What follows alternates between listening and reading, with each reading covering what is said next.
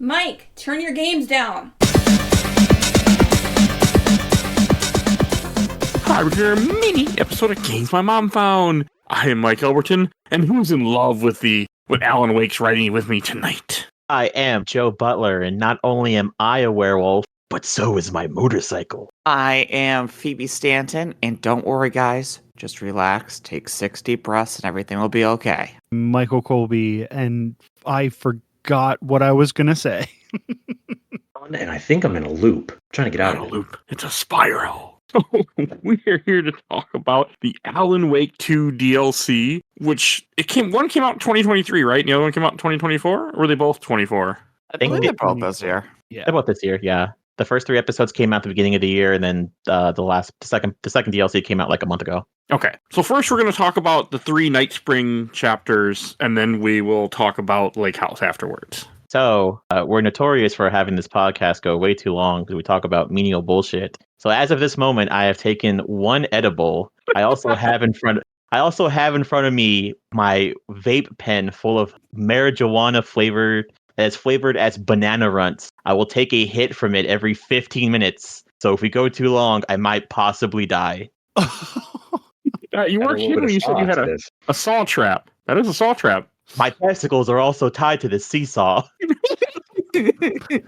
Here's the problem as somebody who watched 7 of the Saw movies. Challenge accepted. I've seen 2, and I think I want to keep it that way. They get really bad towards the end. They're really bad from the beginning. The first 2 are fine. First one is good. Second one is better than it should be. Man, it looks like Joe's going to be taking some hits. So I had when this came out, Night Springs came out earlier this year, you guys started talking about it in the chat, and I'm just like, whatever. I think we did Alan Wake 2 around the time that Night Springs DLC had came out, back in like June, July. That sounds about right. I mean, I've been curious about it. You guys have made comments like, Mike's going to like this. And then you guys made comments about the other one we'll talk about afterwards. We're like, Mike's not going to like this. And we were right both times. Yeah, we were fucking right on the spot, man. I got to the first jump scare of the fucking lake house, and I went, oh, Mike's gonna fucking hate this, because I hate this. Yeah, trying to find the painted enemies in the walls and stuff. Oof. Anybody like cheap deaths? Not at all. I love using a health pack on every single wall in that final area. Yeah, we'll talk about that in a little bit. But so I was kind of curious about it, and you guys had talked about it. The DLC is very weird on purpose. Yeah. Like the Night Springs thing is 3 different episodes that are supposed to be Wake trying to escape and writing out different scenarios. Yeah, they're different previous iterations of the loop, and I honestly think, at least for 2 of them, there is some other stuff going on that is super important and lore-based, but we'll get there. All 3 of them are actually lore-based. Okay, I don't know what the coffee one could possibly be, but yeah, Rose's chapter, I have such a big fan theory about. I'm excited for that, actually. That's a good chapter, the first one, #1 fan. Probably it is the best showcase for the combat, firing on all cylinders, that I wish there was so much more of it. And all I could think of was Colby during this when they kept talking about how great a writer was of Alan Wake, and it's just awful. And I'm like, Colby must have wrote this, right? Yeah. Just them cutting his writing down.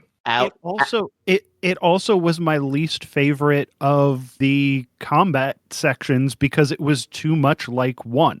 It didn't feel like 2. It felt like 1, which... That's fine. 1's a better game. No, it's not. 1 is one of my favorite 360 games of that entire, top 5. Easy. Not top 3. Alan writing out Rose's chapter, Mr. Scratch reading that chapter. Dude, you've got other ideas, right? Yeah, this one wasn't my best one.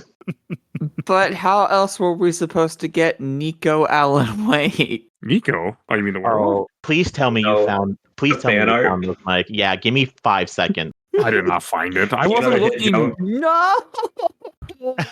I ran through these as fast as I could. It's the best. All right, I had a time limit that these had to get done in. So also the princess carry. Oh my god. I did like the combat. I mean, and you are right, Colby. The combat's very quick, and it does feel like Alan Wake 1. And I love how she just I don't. Everything with her is just so fucking hilarious. Where she's like, "I own my own diner, and I'm so happy. I'm giving people advice on what to do with their lives." And then, like, when she goes to like the kitchen, she's like, "Oh, I better go get my weapons." And she got a whole armory in there, like we're in the movie Tremors. And I'm just like, "This is fucking great." Yeah, no, the writing in this is definitely like top notch. Don't get me wrong, I was very much enjoying this, but like Alan Wake 2 is a survival horror game, so when it went back to a action game, I was like, fuck. But at least it didn't stay that way. No, they're all so different too. Like each one of these gives you such a different take. Oh, I found the full thing. Joe doing God's work. I'm always doing God work. It's okay. So this one, I know Mike said he probably missed it. So there's lunchboxes you can find of like weird fan fiction that's basically been confirmed that it's Rose writing it. Because in Alan Wake 2, when you're playing a saga, you found a little old lady, and well, to be fair, you hear something about like, oh, the Taken are also being killed by someone else, and they're like, that's weird. And you find all these lunchboxes that have fan fiction written in them, and there's like rocks like wrapped in yarn and stuff like that. And so when you get to the retirement home, there's a little old lady who's doing it, and you think, oh, it must be her. But when you talk to her, she's like, oh no, I taught the little girl from the diner how to knit too, to which puts it together that this is her own imagination of what she's going through whenever she's fighting the Taken, which also proves he's incredibly batshit crazy as well. Is she fighting the Taken in that game? In the real game? Oh, absolutely. She's just stabbing them with sewing needles and shit. She's amazing. She's ninja-ing throughout that whole... Yeah, you find her fan fiction's all like really weird fan fiction of Sony games. Like I think one of them, the lunchbox that you find, one of them, it's basically her writing The Last of Us, and her and Alan are like in like a fucking lovers in like a post-apocalyptic world. And there's probably other ones that I've missed, but that's the main one I can think of off the top of my head. Yeah, that was the main one I was thinking of because I remember something like zombie-like being written. Oh, I missed all these. Okay. Super have to go out of your way to find them. Yeah, it's okay. I didn't at all back then, so. Also, the FBC is watching her, of course, because she's been, in contact with the darkness. So they see her doing weird things like she stared up at the ceiling fan for 5 whole minutes and then continued back on with her day. And it was just like, because she thinks she's getting these messages from Alan. And it turns out, like the Billy Bass thing, she just thinks they're just talking to her apparently out of nowhere, giving her ideas. So, God, I don't know which people I told and which people I didn't tell. But I think this episode has a lot more lore implications than initially intended. And Sam Lake is some insane creator who loves doing multi-layered bullshit. So in the first game, Rose kind of became a Taken at one point. You go to a trailer and everything. Yeah.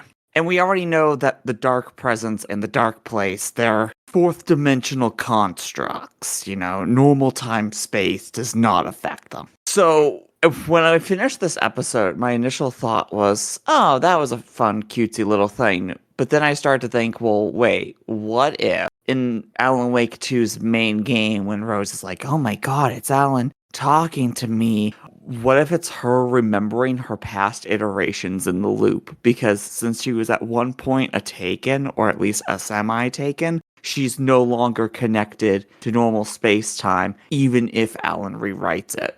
Go pass me your blunt. I need to get on her level right now. You gotta not Welcome sleep. to my world. That's how you do that one. That's a fair theory, mainly because they don't say it in this, which is even weirder. And I don't know if it's supposed to be a drop concept or they're saving it for later. Didn't they say she becomes the lamp lady at the end of Alan Wake 1? The new lamp lady? They make a reference to it. An iteration of her. And I think it's referenced in 2 also, because she knows more of what's going on. I don't remember Alan Wake 1 very well, or 2.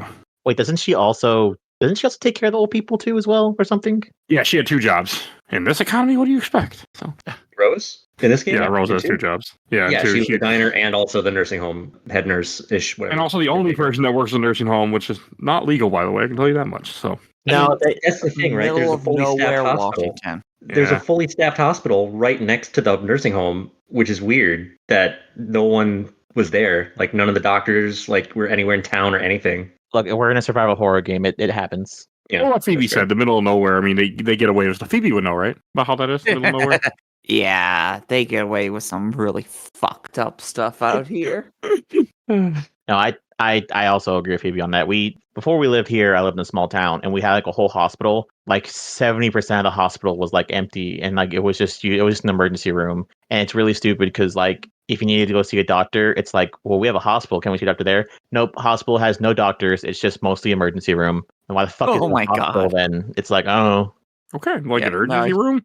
No, it was like If you're sick, you also have to cut yourself or something to like make it an emergency. yeah. Apparently. I guess you just start cutting your finger with some pliers that you found on a table. Huh.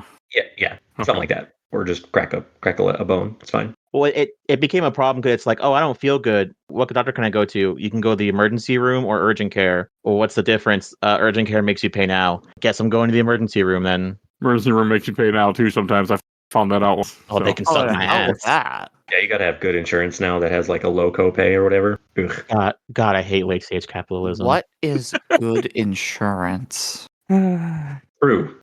So, Colby, what did you think of this chapter? What? Oh. I thought I'd bring us back to Alan Wake too. What do you think of the whole Rose stuff? I thought it was real fun. I thought it was very funny. I think this was I don't know. All of this DLC in these Night Spring episodes are, I think, too short. But yeah, I thought it was funny. I liked feeling overpowered for like this chapter, because this game is like Alan Wake 2 is oppressive. And I love that about it, but also I liked when it like I did like getting the feeling of being overpowered. I thought it was fun. I like the Rose stuff. I thought it was well written. I thought it was funny. I think again, I said it in every like Remedy thing that we've like talked about. Sam Lake is the only person who can write stuff that is sort of up its own ass, but like in a charming way.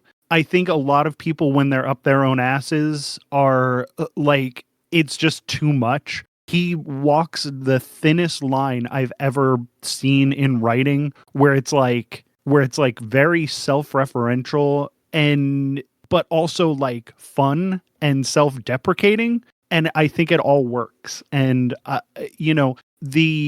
we'll get to it when we get to the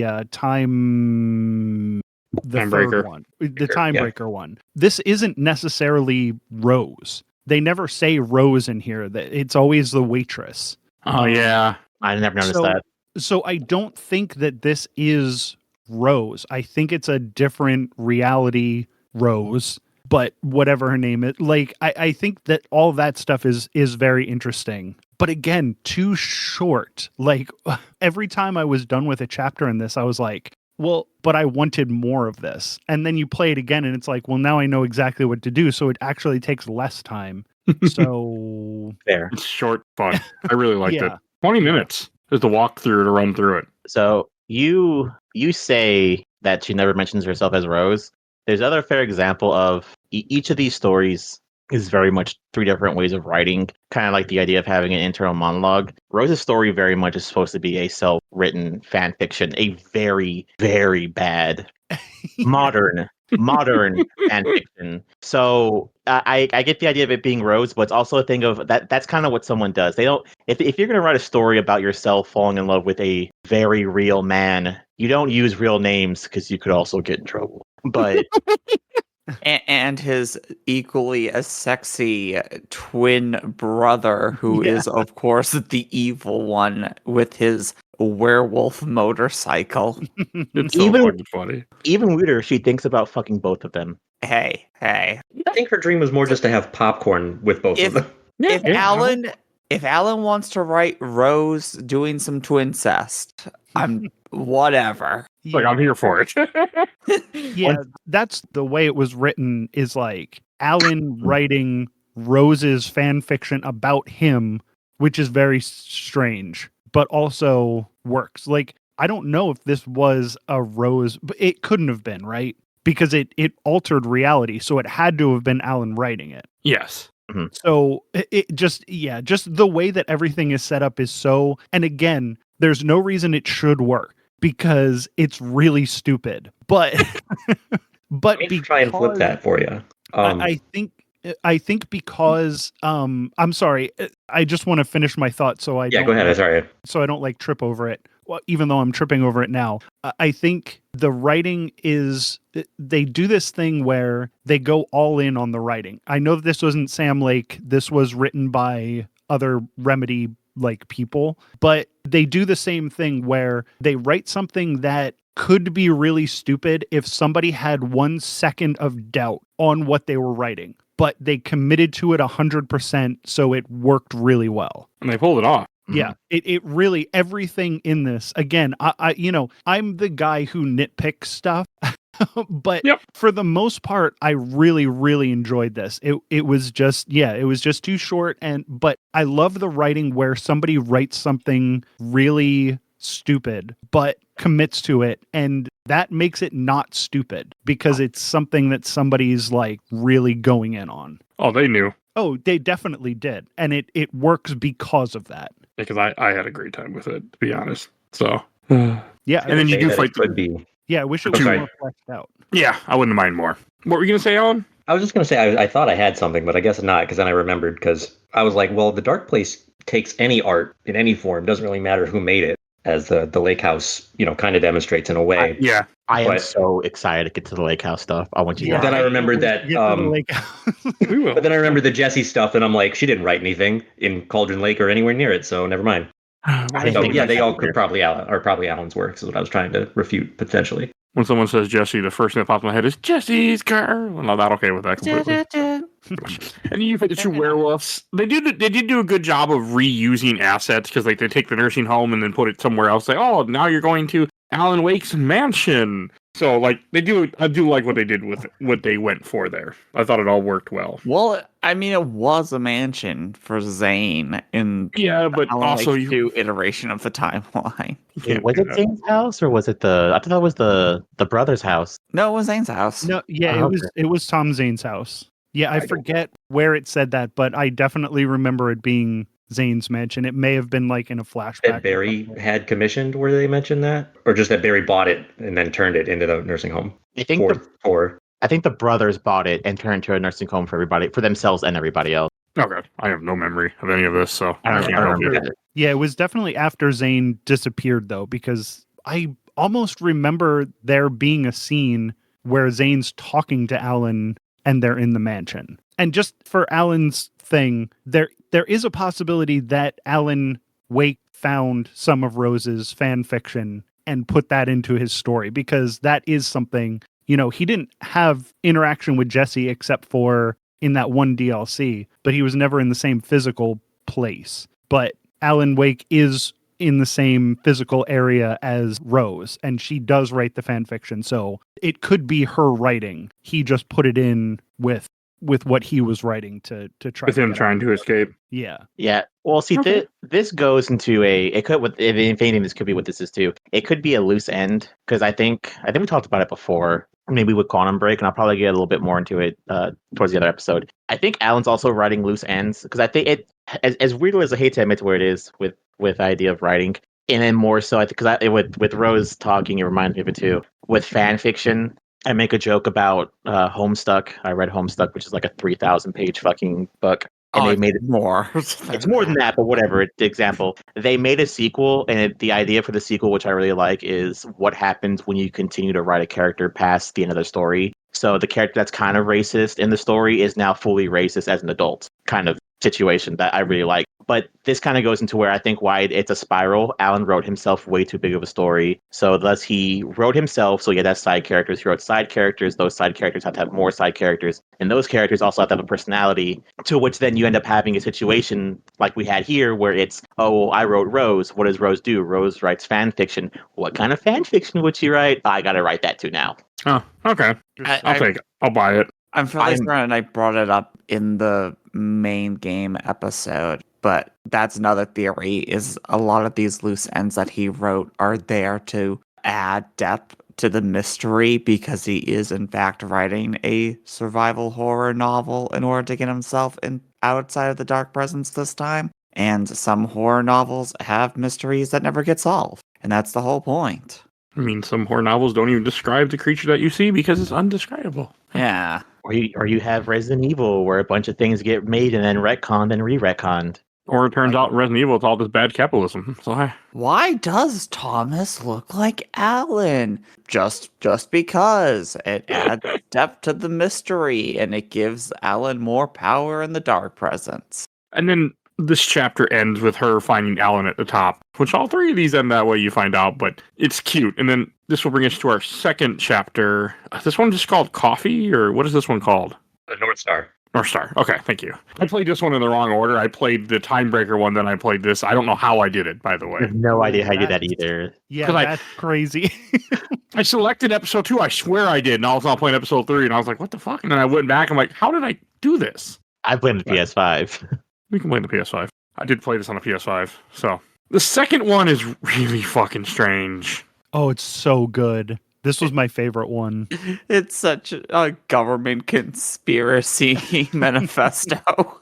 This is one where you play as Jesse, but it's not the Jesse we know. It's just a Jesse. Yeah. Or is it? Yeah, that's the fun question is once you start getting into how many different timelines Alan has possibly written, like in which timeline does Control, the events of the first Control, actually happen? Are those even canon anymore, or did Alan rewrite them? I would say in the regular, like the timeline where we're playing as, Control is. I hope so. We'll talk about that later, but I'm 99% sure. The end of the lake house makes it pretty clear that the stuff that happened in Control is happening now, because they even say 4 years, which is how long it was in between Control and Alan Wake 2. I fucking hate myself right now. Yeah, why? Right now. Okay, so we're gonna keep talking for like 5 minutes. Okay, Mike, you can totally cut this out too if you want to. Mike, did you watch the fucking teaser for Control 2? Did you put it in the Facebook chat? No, I did not. Okay, God No, I did not. I damn it. actually need you to watch this because it makes more sense. Keep talking. Everyone keep talking. So everybody stops talking. Thank you, guys. Editor appreciates it. Look, at this point, is Beth an alternate timeline or Yes. Quantum Break is definitely an alternate it's now a timeline. retconned part of the loop Yeah, or spiral? The Timebreaker. We haven't gotten a Timebreaker yet, dude. I know, but it just keeps Timebreaker, going. In Timebreaker, it's definitely said that there's a timeline where it splits off. There's an event, it splits, and the one redheaded woman dies and the other one gets powers. And the way that they word it makes it seem like the one where she died is Beth and the one where she got the powers is Jesse. All right, I know we're jumping around, but the fact that in Timebreaker there's the whiteboard and it just has the drawing of the spiral with an arrow pointing and saying "You are here" is the best fucking like thing. that. I fucking hate that. Just to mess with you. I'm watching the it- teaser trailer now as you. So Yeah, because Okay, that's in the part of the lake house that I can't believe wasn't in the guide that you were using. it was. I didn't do it though. Well, What the hell is wrong Damn. with you? it's not.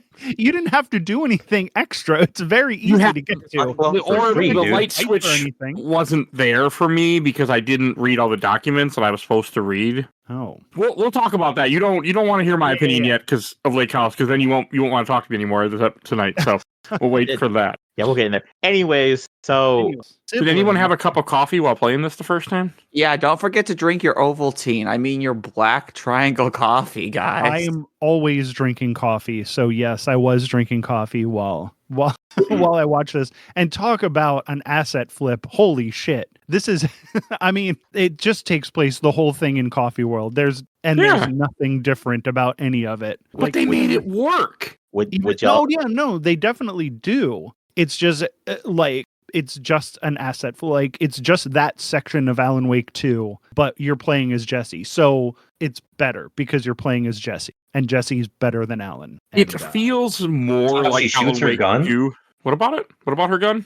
Her gun, like she has, because obviously they're trying to like replicate Control's gun. It fires at like max pace. You can fire it as fast as you can pull the trigger, and it goes nuts. It's very fun. Yeah, they all have. I think they do. They all have upgrades from Alan's weird upgrade tree. So like Rose has it where she can fire the shotgun like where you pull down the trigger and pull the pump back, which is I think Just a real hold down thing. the trigger, I think. Yeah, Automatic shotgun. yeah, Great. it's a real things shotguns can do. And then she has it to where you can find an upgrade for Alan where the gun fires at like triple the damage. If anything, talking about coffee, do y'all want to hear my icebreaker coffee joke for my job? Yes, please. Sure.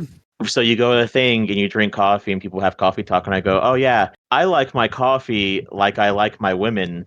I like men. Joe, you're a fucking idiot. I love you. The joke. I like my coffee like I like my men and drinking tea instead. That's how you got to do it. No. See, the joke is I don't like coffee, so I like men. Okay. I hate coffee. Coffee fucking sucks ass. Also, even jokingly, I am pansexual, so the whole joke's thrown out the window anyways.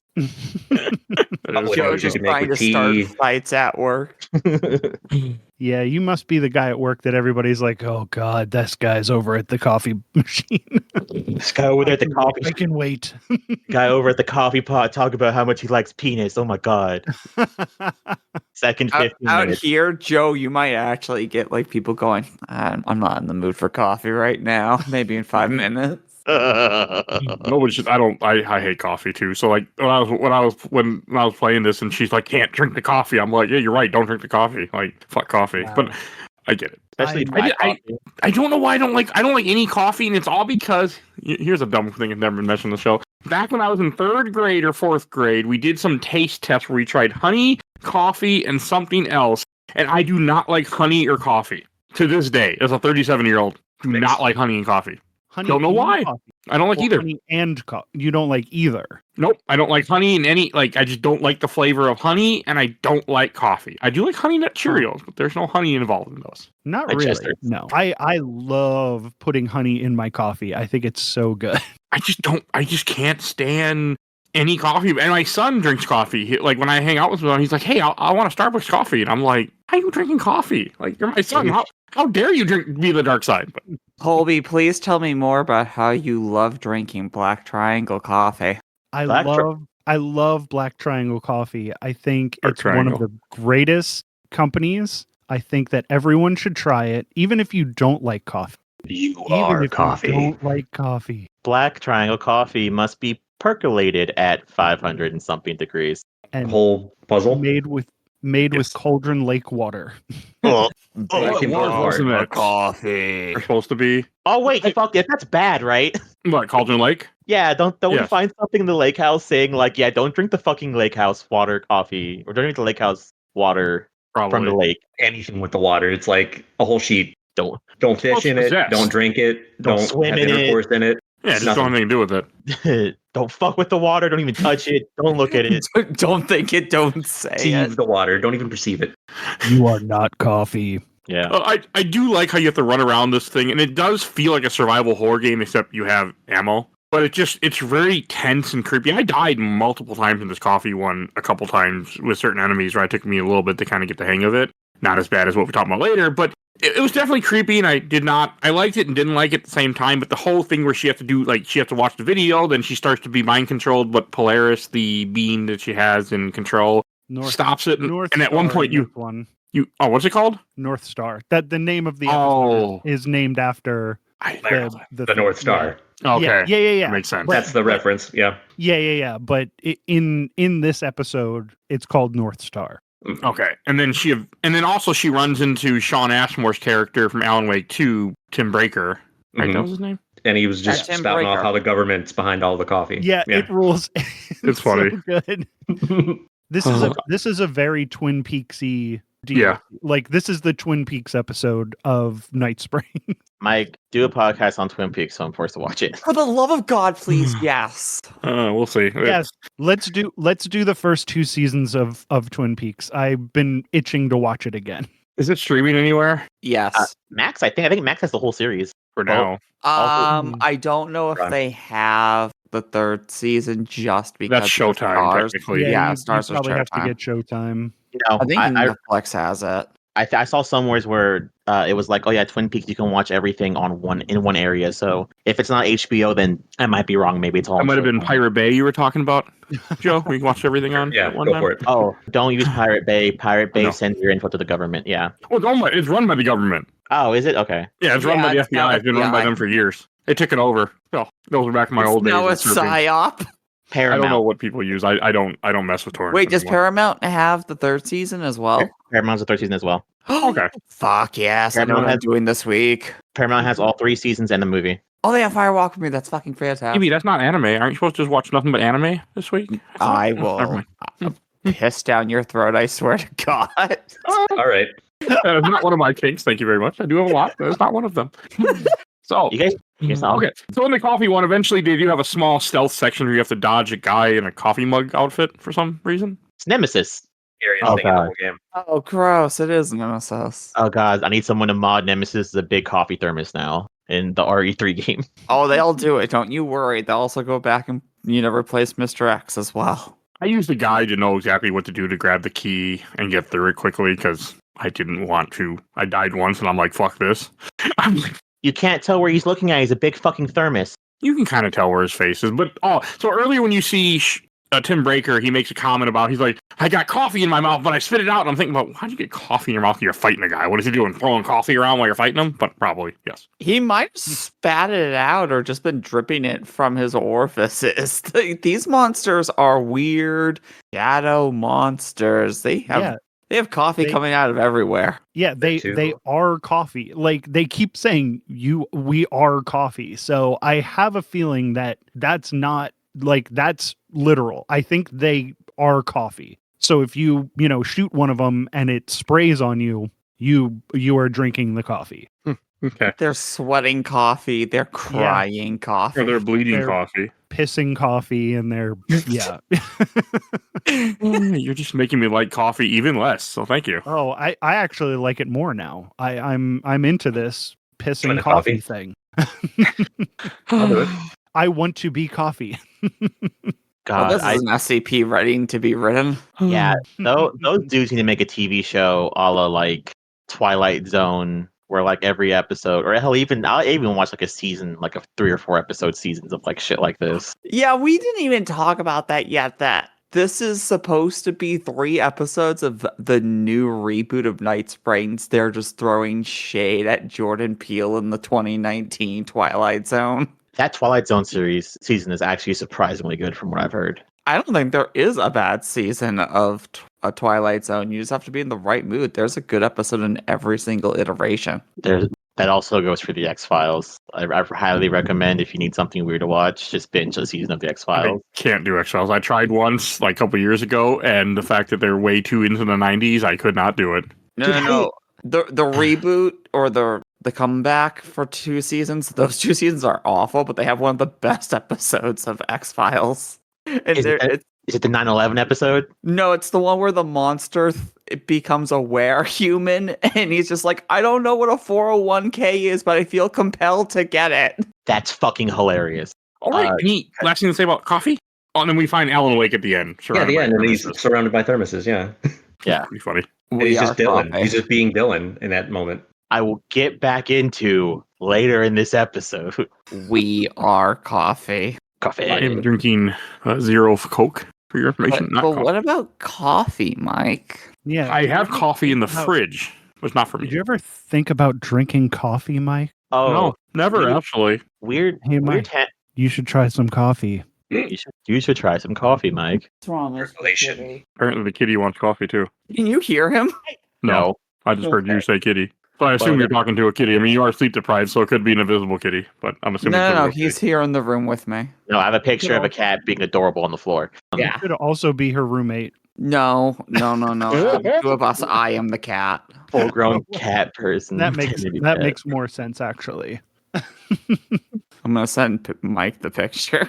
All right, we should talk about the 3rd episode then, Timebreaker. Yeah, just add an E to the name. Ooh. So I mentioned this. I didn't want to say anything until now. During the Quantum Break episode, Timebreaker confirms we're not getting a Quantum Break sequel. We don't We need already it knew that. anymore.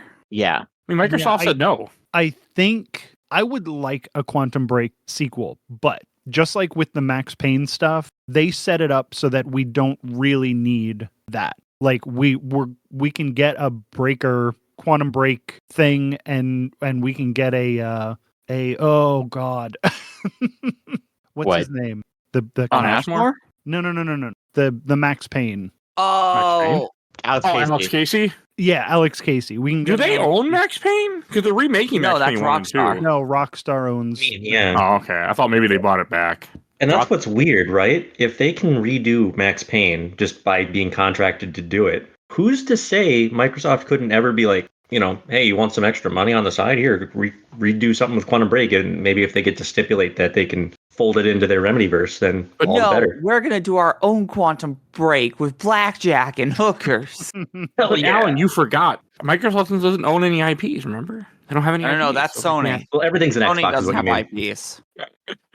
I thought they said something dumb about how they didn't have IPs also. No, it was Sony. How can Yeah. Sony say that? Dude, they just came out either yesterday or 2 days ago saying that they're going to start looking back at their legacy IPs and they want to start bringing them back like Capcom is. And I was just like, what fucking IPs? I thought you didn't have any. Yeah, they said 2 months ago. I forgot what it was, but they're like, what failed? What was it that failed? Or they said failed?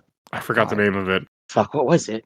Robot? God, I hope not. No, it was, was it- no, that MM. Damn it, Oh, words. Concord? Yeah, Concord. Oh yeah, Concord. Yeah, yes, thank you. That's what it was. Yeah, when Concord failed, they're like, "What are you guys mad about? We had to create a new IP. We don't have any IPs, and you just killed the only one we had that we just created fresh and new." And they're like, "Sony, are you really saying that?" Yeah, we don't have any IPs. What are you talking about? And it's like, Sony, you just came out with Astrobot. Are you fucking serious? We are literally waiting By the for a way. Medieval 2 remake. Come on, Sony. Oh, we don't need that. We need Nobody's Bloodborne looking- sequel. nobody's about looking Ape forward Escape to 4? Medieval. I want that. I do want that, unironically. Nobody needs more medieval. Do they really? I would rip a small child in half for an Ape Escape 2. Spend third 15 minutes. Did you say there is an Ape Escape 2? 4, you know what I mean? Ape Escape as Escape well. 3. Been on the show, actually. Ape Escape 3, so. Well, another Ape Escape as well. I would sacrifice so many children. To give it to for an Team Ape Asobi. Escape 4. You have to let them use their Astrobot magic for it, too. Oh, in the Timebreaker thing, I think that I love how this starts off where Sean Ashmore playing Sean Ashmore, making a video game with Sam Lake, and then it turns into him being hunted by Warlandor. And it's not just that. It's 3 layers. It's him playing Sean Ashmore as Sean Ashmore. I love it. And Sam Lake is just like, oh yes, Sean, it is great. I love it. And they're filming at Poison Pill Studios, the opposite of a Remedy. Oh my god, it's so dumb. I didn't catch that. And Sam Lake Also is a riff on SCPs / control. It's great because they're using all these dumb acronyms for their dumb gizmos. Oh yeah, and Sean Ashmore is talking shit on how convoluted Sam Lake's writing.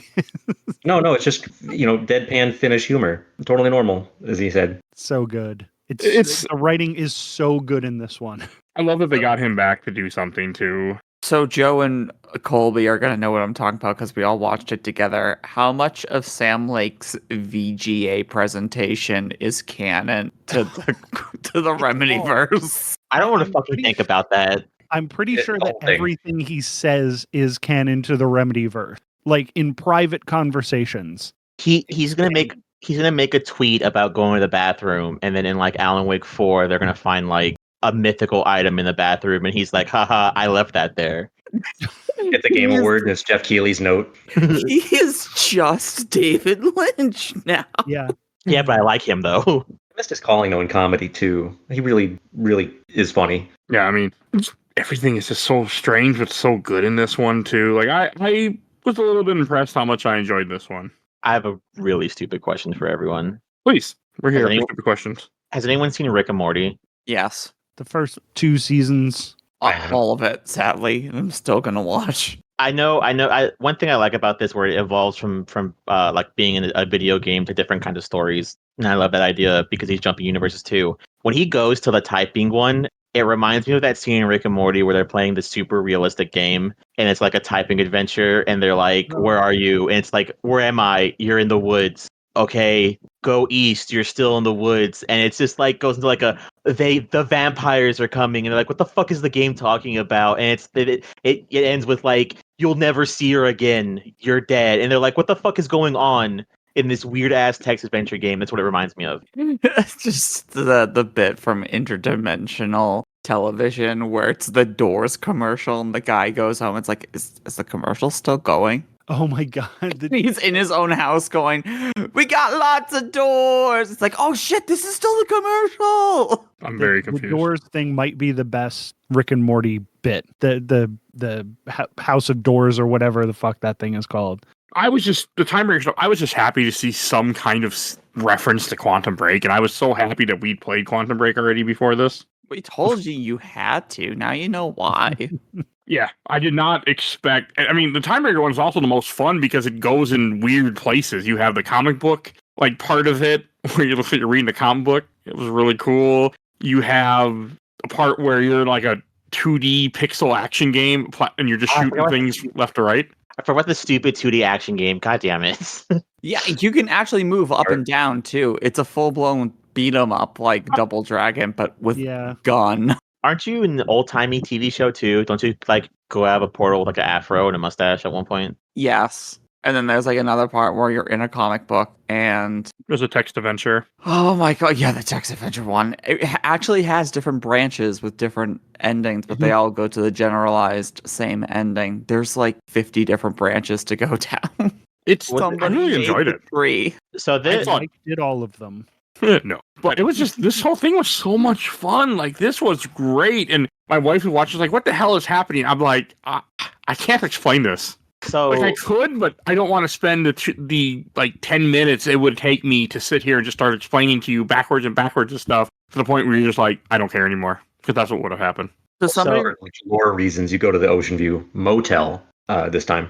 oh, like it's a that. motel. Yeah. Yeah, it's the motel, Yeah. not the hotel in the in Timebreaker. That's crazy. So this also brings up 3 very genuine questions that have me concerned. Concerned. One of my famous words. So they go into the comic. Is that multiverse thing real? Because I feel very concerned about where this is going. possibly I think it's important is that Ati was there. That's the important thing. Yes, He was Ati's in all. Yeah, he's all over the place. Yeah. I And- think it is super important because at this point, people out there who play D&D are going to understand this reference. The Ocean View is just Sigil. Okay. I don't get it either, so don't feel bad, Joe. Awesome. Thank you. It's a hub of the multiverse. Okay. Do we get a Warland door backstory with this? Was it in this where it reveals that he found the door as a caveman or something? Yes. Who the fuck knows? Okay. I do remember that, and there's no context for why he's just in the desert finding a cave that has this power. It does do something from Quantum Break. What does he say? He says when he finds the door, he says, "What are the Jesus? I don't know what is wrong with my brain today. The things that Coffee. that they, Just that they today? call I don't think I had enough coffee. The things that Hatch is once the like the quantum sickness or whatever it is like takes them completely. Time Ray? I don't remember the name for it. Yeah, whatever. But he says that word in it, and he talks about how he's and in Quantum Break, he talks about how he's trying to stop time because it's the only time that those guys are like comfortable, like can live their normal lives and aren't like living in all realities at the same time. Mike. So that is saying that door is that same thing. They have to like live at the end of all time or whatever, basically. I mean, Yeah. living at end of time wouldn't be that bad. I mean, you have a nice little cage here, like, fence up. There's an old guy to talk to all the time. Wouldn't be so bad. So, Mike. Joe, what was your third question? Before that, Mike, two weird tangents. Mike, time rate. You prove you're playing a video game currently while talking about another video game. Time Wraith is the thing from Prince of Persia 2. I know that because you're playing Prince of Persia 3. Oh my god. You are too, by the way. Yeah, I am too, and I'm fucking hating it. I'll talk to you about it later, though. The game's great. I'll talk about it tomorrow Okay. on the podcast. That's not Prince of Persia tomorrow, by the way. So Funny enough, no, I know exactly. So Okay. you'll see what I'm talking about. Yeah, funny. So still tangent though. Warland Door is in this, whatever, blah, blah, blah. Mike knows what I'm talking about. Funny enough, I was watching The Acolyte, and in The Acolyte, before we ended the podcast with Mike, I was like, oh, Mike, I can't wait to tell him that Lance Reddick is in this. And when we're talking about it, Mike goes, look, Joe, you recognize that guy? It's the guy from Alan Wake 2. And I'm like, fuck, he really does do a good Lance Reddick. Because I thought that was Lance Reddick in The Acolyte, but it's the guy who plays Warland Door. So they got a good guy to replace him. yeah, he's a good actor. But do they also establish that Alan has basically become a big G god because isn't like the big ending for Time Breaker that like they're like, oh, you're going to like the big creator or whatever, and the door opens and it's Alan. All right, that's why I'm going to be honest with you.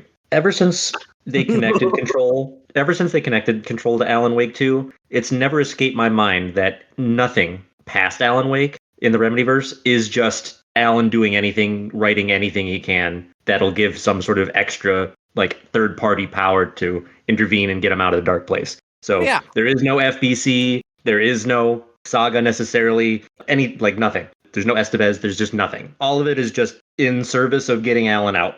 And that's why all of this becomes nuts. We are writing a man create different stories to break up a power. Yes, Control is just part of the spiral at this point. What I find really funny is, somebody remind me, in the base game, Tim, when you find him, has the whiteboard and stuff. On one of them, he does talk about meeting a redheaded girl, right? Yeah. Yes, he has like a couple entries like found her. I feel like I know her before, but I don't know when, like in a multiple like places or time or something in a dream. Yeah. Okay, so adding to the whole, everybody who goes to the dark place becomes like disconnected from normal space-time theory that I brought up with Rose. I think Tim / Sean Ashmore is the same way now as of the events of some point in the spiral. I think he's just remembering his point when it was Quantum Break. Possibly. I mean, there's a reference to he's like, I think I love you or something when he's talking to Jesse, and she's like, not like she's like, I sent something, but I'm not interested. Like essentially, where him being in with Beth. Yeah. It's cool to see, and it makes me happy that they found a way to work in Quantum Break without having Quantum Break. So does that mean Tim is the Jack Joyce of Alan Wake? Because Beth is. Yes. Yeah, Yes. It does. Okay. You'll get what I mean. You're cooking Yeah, right now. okay. Welcome to my world. I am cooking, as a matter of fact. Take It's another like hit. being high, but you don't need anything to be high with. I've got 2 minutes for the fourth hit. Good lord. Can I have He's some? really doing it. He's really doing it. That's not surprising. This 5-hour recording is going to go really bad for Joe. To be That's if he doesn't honest, just pass out. we're at just under an hour right now, and I'm surprised how far we've gotten. Yeah, I'm surprised too. Mike is hell-bent on making sure that we don't get too far out of line. We cannot have another Kingdom Hearts 3. Hey, we knew that going into it was going to be long. Okay, there are certain episodes when I do them, I know exactly like I've been doing this too long where I can kind of call it how long it's going to take to do something. I just don't usually open my mouth beforehand in case people will try to force it not to happen. But I actually do know, like I'll tell Tiff like it's going to be this long, and I'm usually right. When Control 2 happens, are you going to make an episode about it? Because if so, you're fucked. At some point, yeah, but not right away. Welcome to the 5-hour Control 2 episode. Well, I doubt And that. especially if Control's supposed to be an RPG or whatever, like they're saying it might be. Like, wow, it could be very long. Welcome to the 2.5-hour long episode for FBC Firebreak. Oh, I want that too. Yeah, we're all partying up for that, right? Yeah, absolutely. Yeah. All right. Maybe I'll play online for the first time in my life. Yeah, Not for- I'm buying it for Mike and Rich. All right, we should talk about. So, anything else you want to say about Timebreaker or Night Springs in general? That Speaking song of the Kingdom Hearts. Oh yeah, the Night Springs is absolutely a bop. You're right. Yes, it is. I actually played it. But was after the it finished. polyhedron graveyard was that like supposed to be symbolic of the end of time? Oh, Is that a reference? absolutely. Yeah, Oh yeah, I didn't think about that. because Yeah, that I was think I think it's cool that we got like a Doctor Who type character. I like how they turned Breaker into like a Doctor Who character. Because they do that in this, where they can if they lose somebody, they can put another person in and it still makes sense. And that is very Doctor Who-ish. And the time travel and the different reality stuff is all very Doctor Who-ish. So I like that they just said, all right, well, we'll just do a Doctor Who character. And why not make it Breaker? I I think love that's- Colby even more. I think that's cool. I like because he has like, I forget what they call it in there, but it's basically the screwdriver. It's basically the sonic screwdriver. And an acronym. I know what you're talking about though. yeah, the screwdriver thing that he carries around. But yeah, I really like this one. I think this whole DLC was awesome. I would have liked it fleshed out a little bit more, but I can also see why they did it this way, because it is supposed to be like episodes of a television show, and 3 of them came out at once, but it still felt like not enough. I don't Yeah. know who at Remedy made the ASCII art for the end of the text adventure, but that person needs a raise. Yeah, I could definitely use the ASCII Alan Wake as like my desktop, or my desktop, like I have a desktop of my like laptop background. You have a Actually, I'm going to desktop? look to see if that's possible. You don't have a desktop? We all use laptops. What do you have? I have a computer rig. I have a custom I built gaming PC.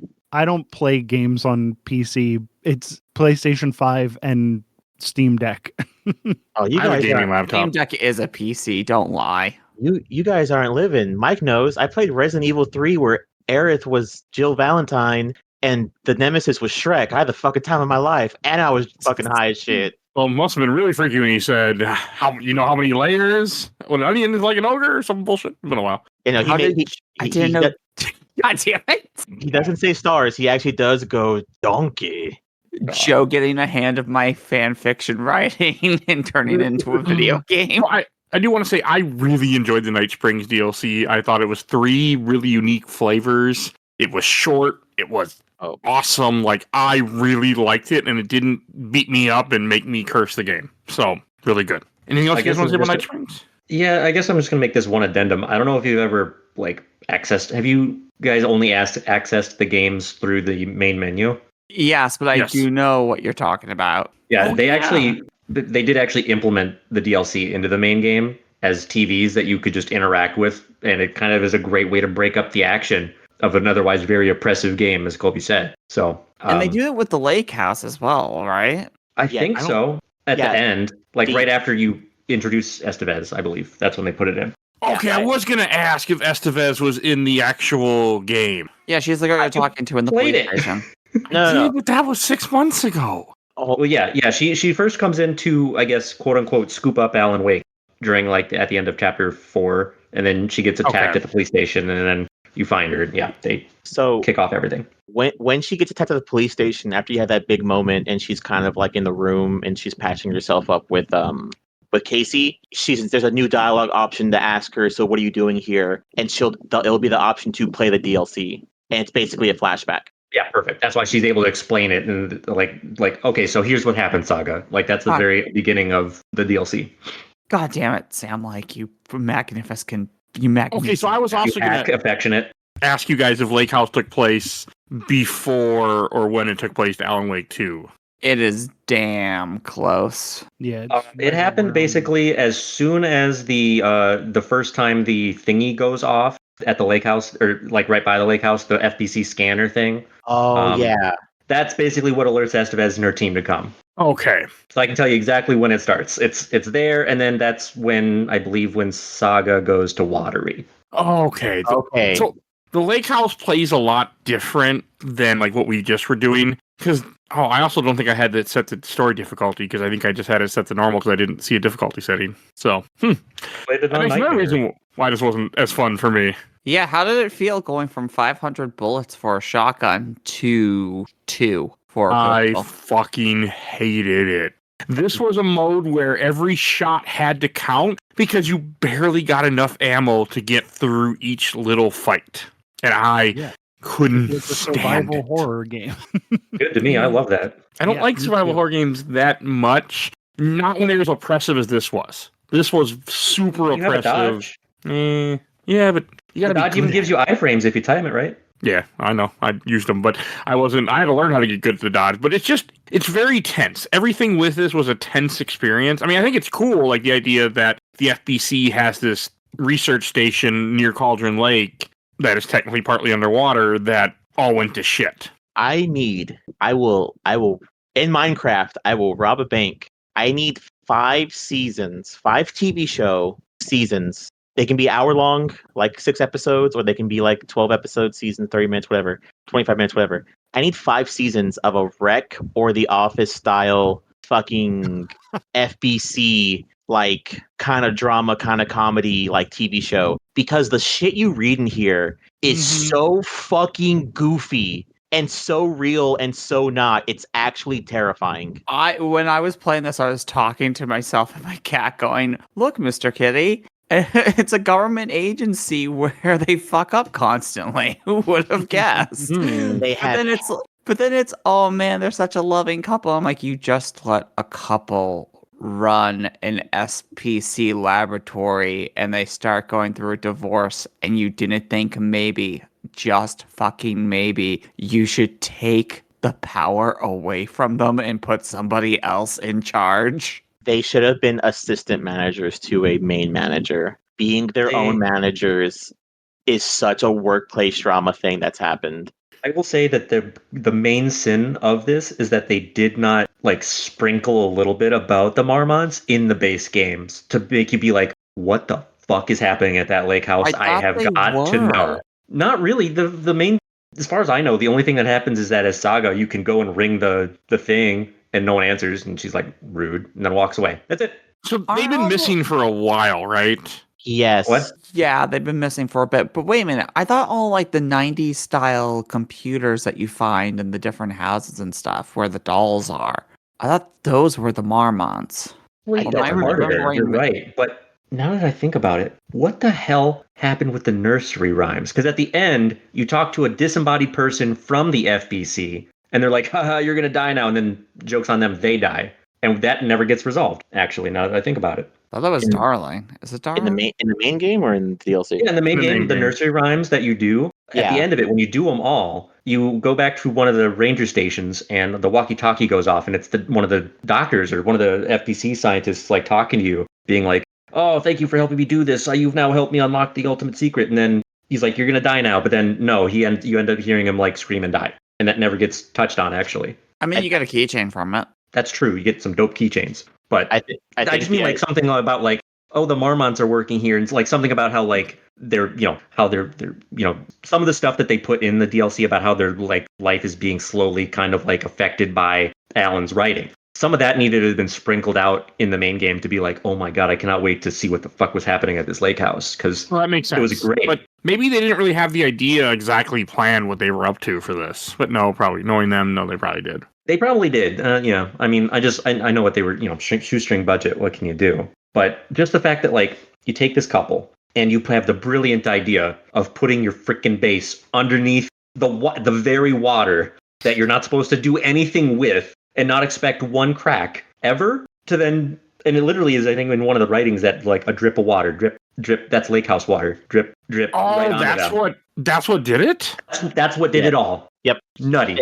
I think it's implied that like Alan's writings, though, whenever he writes about the Marmonts, it's very specifically the darkness fucking with them, because it knows that if it writes things a certain way, they'll make them think that they're actually deliberately going to fuck themselves up. So that way it ends up happening, perfect spiral thing of if you see the future, it's going to happen bullshit. Well, okay, let's think about what the Marmonts do in this DLC and why they are just inherently giant pieces of shit who absolutely got what they deserve. So the female Marmont is doing the most perfectly thing I could ever think of, which is they're in charge of Alan Wake AI writing.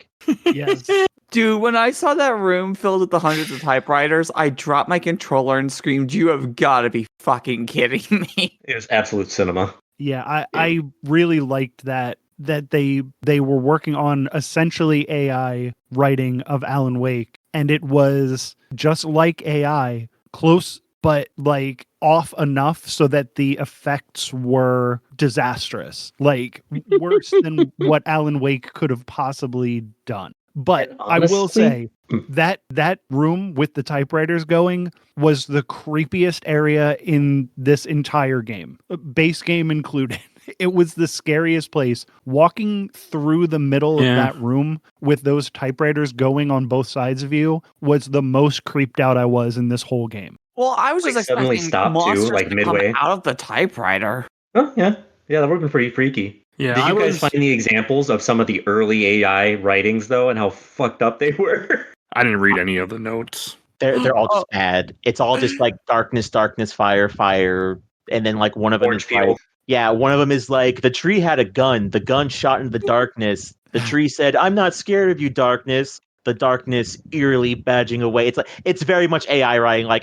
They hit the nail on what AI writing is supposed to be. It's just fucking absolutely fantastically written. Writing, you need a soul a bit for writing, because writing is such a creative endeavor where a computer, eventually can emulate and imitate it, but it's not the same thing. They literally touch on that. They say like something almost very much akin to that too. Yeah, one of the notes. and that's the problem with AI. I think the main problem with AI for us as people is the fact that companies are using AI to make things such as a video game about cats, let's say, for example, just an example, and a hypothetical example, and then take away jobs from other people because you have to pay them. So, otherwise in AI, I think AI is like, who gives a shit if it's an AI image or anything? I don't really care as long as you're not selling it or as long as you're not. But that's I swear when that trailer came on, both me, Colby, and Phoebe were like, "There's something weird about this game, but we all can't put our fucking finger on it." I didn't know it was AI based, but seeing all the different shifting textures in the eyes were freaking out. That just felt super weird. And the Twitter for that company only appeared 2 days before the Game Awards. Where'd the money for this come from? Because it takes like $250,000 to show a trailer at the Game Awards. It took the budget for the game and wasn't the used Steam it description just the algorithm or just the prompt that they put in, basically? Yes, it was. Cat, environment, CGI, animate. It was just the whole prompt. It was so funny. I think, it was very, it was bad. So, but that strike too for Jeff Keighley that he's fucking gotten a fucking fake studio to give him a trailer. What was number one?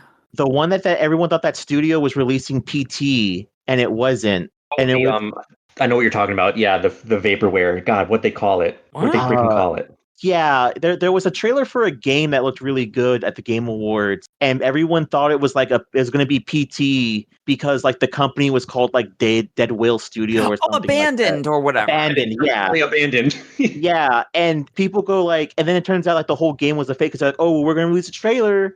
Here's a trailer, and then we're going to release a demo, but the demo is just a trailer, and then people were like, hey, we've been doing some digging. Your trailer was released at the Game Awards, right? Yeah. Why did your game company be created a month before that trailer, though? What are you talking about? They digged into the past of like other names or whatever that they've gone by, and none of their works ever released or something, right? They were all some of them released. They're like $3 horror games on Steam with asset flips and hair. And why are they in the Game Awards? Eyeballs. Money. Yeah, they somehow got the money and were able to show off. And meanwhile, like, the main leader of the company, his name is really for Solid Snake, and it was like a whole fucking rabbit hole that went 18. I had to come out and be like, no, we're not part of this. Yeah. Okay. I'm glad. Honestly, Keely's had a strike on exactly every single show he's made. Honestly, every single year has had a strike of some kind. So yeah, back to the lake house. I do want to say the vibe of the lake house with the dead bodies and just everything they do it. I mean, Colby, you are right. It really does feel like a survival horror. And also my other issue is I hadn't played Alan Wake 2 in 6 months until I picked it up. Like, I didn't remember the controls at all. That's not good. It took a little bit of just because they just jump you right into it too. No tutorial, no nothing. Just here, die. Yeah, I mean, I did play Night Spring stuff right before this, but I was still very like Lake House. And now I can't believe I played this on normal, so no wonder it was so fucking hard. Like, I just didn't know what the fuck I was doing, and I was just like, there were multiple times I went to shoot someone, I hit the button for the flashlight instead. Mike, took a little bit. I want you to know you surprised me sometimes, knowing you for 2 years. But like, there's sometimes where like whenever I do a horror game, there's times where I'm like, oh, he's either gonna have a really good time with this and a bad time with this. I say that because you surprised me with both times. One being Alan Wake 2 and you hated it, and I was like, yeah, I saw that coming. But the other one being what's the one with the girl with the dog? Haunting Ground. That you were able to beat that because I couldn't beat that the fucking game. I got halfway through the game. It could have been that or Rule of Rose. We haven't done Rule of Rose yet on the show. Mike uses a guide though, so I don't know. I did use a guide and I use save states. You see, there's also the difference is if it's PS2, there's save states. Alan Wake 2, there was no save states. No, but I used save states too. That game was hard as fuck, though. I'm saying that because I'm a horror person. I still have. Haunting Ground was hard because there's a few random things in there that you can't really. You have to adjust for. Yeah. So did you guys have fun finding Ed in his little room where he thinks he's like in a creative writing workshop? I like that. And everyone's just in an elaborate character. And then he was just going off about how like it's a metaphor for capitalism and creative art is supposed to be like a way to stop. I was like, oh, this is He's peak. the best character in the whole DLC. Yeah, he's they picked him to be Alan Wake for a reason because he's real hacky, but he's also real like arty. And that's Alan Wake in a nutshell, is a very artsy hack.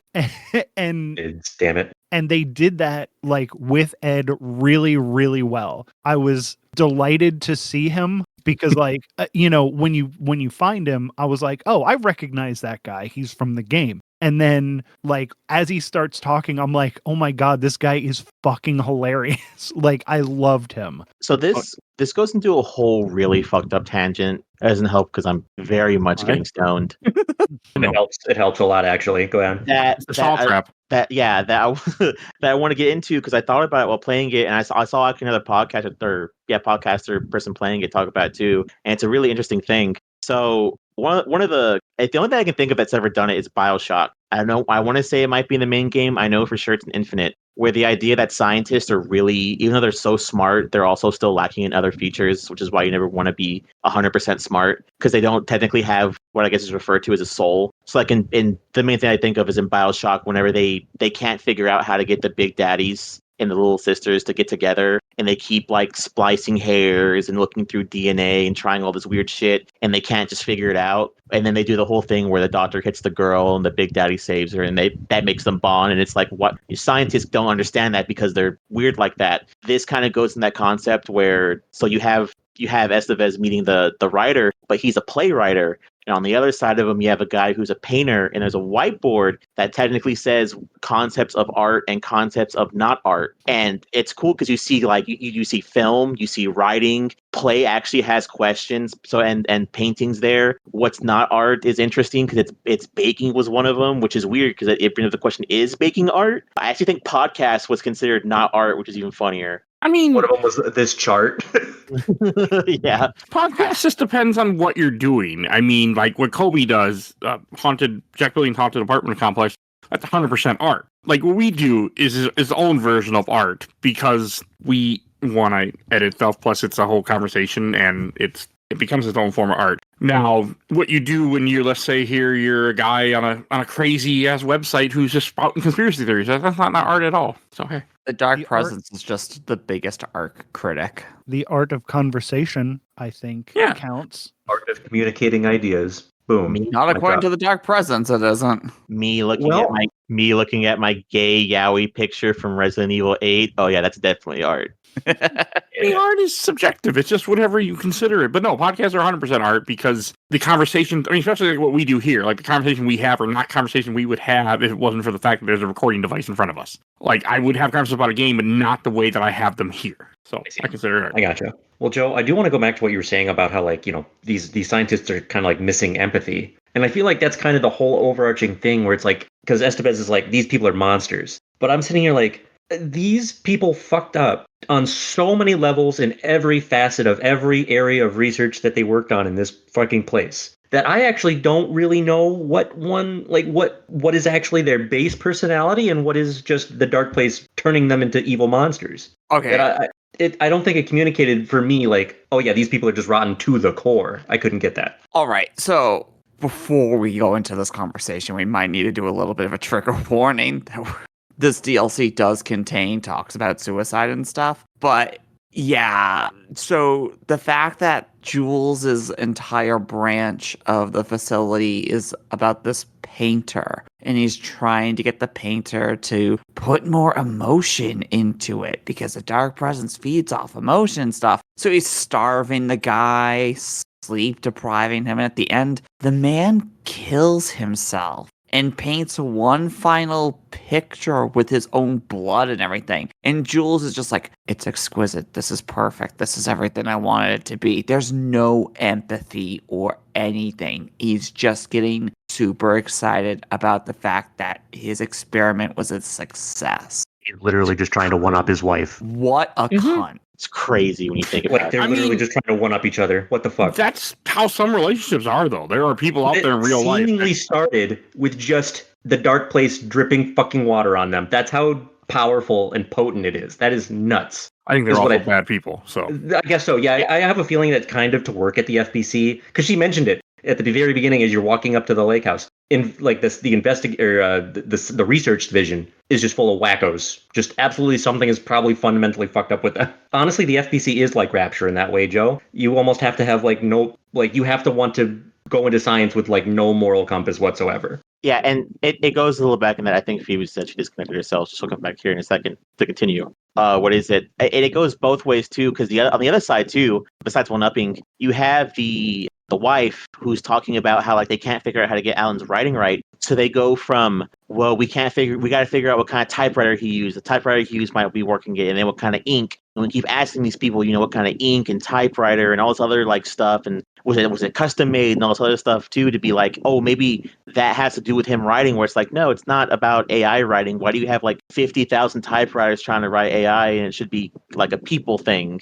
And no one knows how to fucking write, so they're just like, fuck it, I love it being a joke that it's AI writing. I mean, to be fair, Alan Wake's or let's just writing kidnap somebody as a last resort and make him do it. Well, to be fair, the guy they kidnapped, Rudolph something, I kept calling him Rudolph Hess until I realized, oh yeah, that's wrong Rudolph. So Rudolph Hess is a historical figure, and not in a good way, but we'll leave it at that. Not in a good way. I think Colby realized what I'm talking about. Oh yeah, understatement, all right, but yeah, it's just funny because I'm like, wait, because they said Rudolph, and my brain went right there, and I'm like, wait, that's not his name. I'm like, oh yeah, now I know why that name's in my head. So World War II, terrible individual that did not have absolutely not have a good end that he well deserved. So. Mike, did you read any of the emails as well? I didn't read anything. What are you kidding? So you didn't? Oh my god! So I watched a YouTube video. Why you don't like this DLC that much? I think you would have gotten a lot more out of it. I would have liked it had I been able to put it on story difficulty and not almost die in a couple hits. That was my issue, was the difficulty and the tension. So you missed the stuff about all the fucking the employees talking about how like they have like who has hot shit on fucking our bosses fighting about stuff. And like them hating about what is it that the password system's so bullshit that they basically have to leave their passwords out in the open because otherwise they'll forget it because they have to change it every day. Oh, that's why it's always. I was like, why the hell do you have your passwords on a post-it note on your computer? Like that makes no sense. Yeah, like, I could do it because I'm at home. The Mormons were fighting so hard that they were locking parts of the facility off to each other and their teams, so the people in the basement couldn't leave because, well, you're working for my wife? Fuck you. You're not allowed to come back upstairs. Yeah, it was in their emails. It was in their funding requests. Yeah, there's definitely like there's a whole thread about how Jules brings pecan pie to like a work thing, and somebody is allergic to nuts, and instead of being like, oh, sorry, I'm not gonna, I guess we don't bring nuts, he like sends out group emails saying like, fuck this lady, everybody bring peanut butter to work. Like, and then he demotes her, and it's a whole thing. And then there's like, she's like, oh, I lost my access to most of the building because of this. And it's just because this guy is spiteful because she couldn't eat the pie that he brought because she's allergic to nuts. Like that's how like depraved these people got. And that's fucking crazy. I'm sure that they were bad to begin with, but like once that water gets into where they are, they get really, really bad. Like that's how you get access to the lower level is like, no. That's how you get access to that gun that kills the things that come out of the painting. Yeah. So Because somebody, you like that gun. Yeah. somebody that can gun is correct great. me. There are two key pieces that are key pieces that I think are really funny. And one is when you first enter the facility, there's the video and it's live action of the Marmots. Yep. And they're both trying to be the primary host of the video. So they're already fighting. And there are little bits of bickering throughout the video, but Jules says something right at the very end, and right before the camera cuts, you can see her eyes start to shift over, like, what the fuck did you just say, you little shit? I can tell you what happened, because I just watched the gameplay today. So what happens is they're like, hi, I'm Jules Marmont, and I'm Diana Marmont, and welcome to the FBC, the Lake House. Remember your 3 S's: security, something, and censorship, which is not an S. I just looked over and is like, that's a C. That's a C. He's like, I get it. That's the joke. And she's like, well, that's a wonderful joke. And it just cuts and it's like a hard AI or whatever, like pre-recorded of him being like, wonderful joke, Jules. Was an RDA over or some shit like that? Yeah, they basically just real-time dub over that shit and then it just ends. And of course, Estevez as a normal person would be like, that sounds healthy. But so And the that other just fun part- punctuates the entire thing. It's great. The other fun part is you can already start to see that she is more of the scientific personality and he's more of the emotional personality. And Dr. Darling shows up at the facility. And this is probably something that Mike missed because he wasn't reading the emails and stuff. But Darling I did showed watch up. a YouTube video, so I did. I knew that. Just Darling going like, yeah, this is great. You know, you could try this, you could try that. And both of them went, what the fuck is this idiot talking about? How is he the leader of the oldest house? What is this? But they're doing it for completely different reasons. The wife is just like, he's too emotional. This is stupid. And meanwhile, Jules is going, oh my God, why is there he's just obsessed with science. Like they're just seeing the worst of each other inside of Darling. Right. Oh my God. Plane where he's like, why do you call it the shadow? They are such toxic people, and you know there are people like that out there. Oh, 100% are. I've worked for people like that, so it's real. Yeah. Don't they get mad because wasn't the Shadows their idea? And Darling's like, that's a stupid name for him. And they got upset about it. Yeah. But also, why would you put your office underneath the water? I don't care if it's airtight sealed. It's underwater. It's confidence. In the dark presence at this point. I think it's just people being so Condensation. confident. Yeah. And people just being so confident about the FBC and that leading to just stupidity because you're putting more faith in your security and technology than you are in mysticism, because I can't think of a better word for it, in the supernatural, and you're not thinking about life finds a way. Thanks, Hammond. Thanks. I wouldn't even fucking trust the condensation in the air. Like if it was just a humid day inside the fucking facility and it just like was like a wet heat, I would believe that wetness was like dark place shit. I would be like, I'm out. If that place had a gym, I would avoid it. Like any water that's near the lake, even sweat, I just get tempted to kill the person. But like they know what the dark place is. They know what the lake can do. Why isn't this built like a lighthouse? Why is this built underground? Who knows? It's very brutalist. Like it seems from the outside like a shipping container, kind of like out of stone, but it's still like time and just the fact that the dark place itself is alive and wants to get into everything. I can't believe they did that. And you had to build it underground and underwater. Like you put people in the just stupid. Like why are you doing that? Colby made the Doctor Who reference earlier, so I get to say this. There's a line in Doctor Who that David Tennant says, and it's something like, water is patient, water can wait for all time, but it'll eventually get in. Mm-hmm. And we're also talking about possibility of Alan just writing this. So it's not necessarily a bunch of scientists, just thinking that they can do this, like being closer to what they're studying. It could just be Alan needs them to get the water into their systems so that the things that happen can happen. Yeah, at So this point, they probably don't have any choice in the matter. They're just there because Alan put them there to get Alan's, what he needs to get done. That's what it's going to get done because that's what Alan needs. this DLC proves that Alan is not an anti-hero. He is just a straight up villain. Yeah. I think this is supposed to also be implied that it's Scratch Alan. Because he is writing for a while. Yeah. I'm Oh. not convinced that Alan and Scratch are two It's like an onion. It's like an onion. There's so many layers. There's so many layers. If memory serves, I don't remember where I read this, but it was something along the lines of the dark presence in the first game is Barbara Yeager. And then in this new timeline, Alan retconned it in a way where Scratch was always a part of him, and the dark presence is just his dark half. Like, the dark presence didn't exist in this timeline until Alan appeared.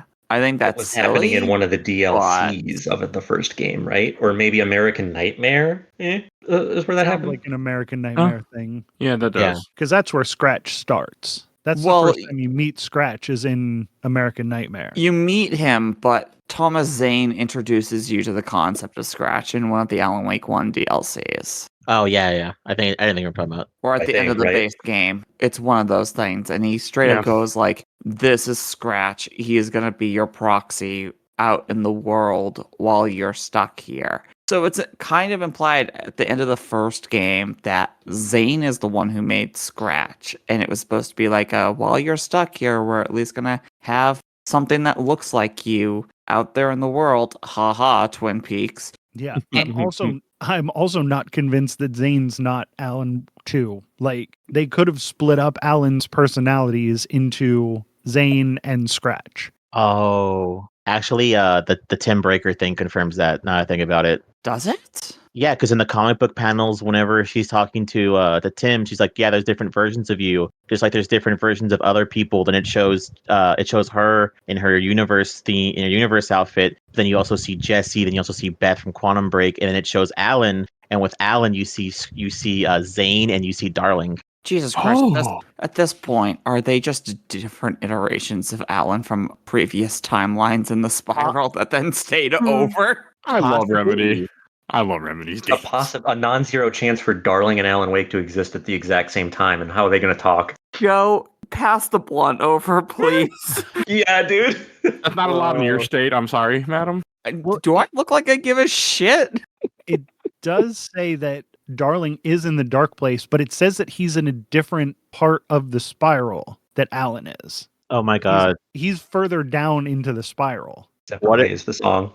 What if the concept of a spiral is, I fucking hate that, because that makes sense too. It's all one timeline set in different universes, but the universe is all set in the same time. So the idea is whenever, it's like, y'all ever watch Futurama? Whenever like they're in the time machine and they push the forwards, they forward all the way through time, and when they hit the end, it recreates the universe again. What if that's the concept of a spiral, where it's just one big constant time loop? So other universes are still just a different version of time. Thank you for using Futurama and not a different show. I don't know what other show you would be referencing. I'm going to text you. Okay. Another thing I do want to comment is how terrifying the paint monsters are in here that they add. I hate those things because at first you can't hurt them, which the guy told me. Thankfully, I didn't waste ammo, or I would have just let them kill me. And I wasted all for trying to talk them down first, though. I saw one of those things. I didn't do that either. I just ran for my life. Tell you, she's like, first she tries to talk him down, the usual SBC, spiel, the essential Miranda rights. But then after, obviously, you start to shoot, she's like, no effect, nope, not working, nope. And then now, it's like, I see. And now I have the existential crisis. Oh no, we're at that stage now. Everything is just a JoJo reference. I told you. Shit. But what I want to know, though, is the spiral is a spiral, right? How close are the lines of each spiral to the last part of it, right? How, like, is it at a point where, like, two people on the spiral at different points could, like, handshake? Alan, or are they close enough that it looks like a loop? Exactly.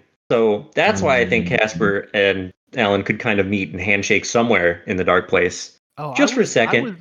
I was under the impression that the spiral was like a tornado where it goes like down and up, and when you go further down it's tighter somehow. I don't know. Also, does that mean that Sam Lake is an alternate dimension Iraqi? Yes, and Ati is supposed to be, I thought. Colby, it also means that the tornado that chases you in Alan Wake 1 is actually the physical manifestation of the timeline from these games. I need the blunt now. It's my turn. Give me now. The blunt. I mean, I do have edibles. Upstairs, you have edibles. I'm too high for this. I'm not gonna lie. Come down, Joe, please.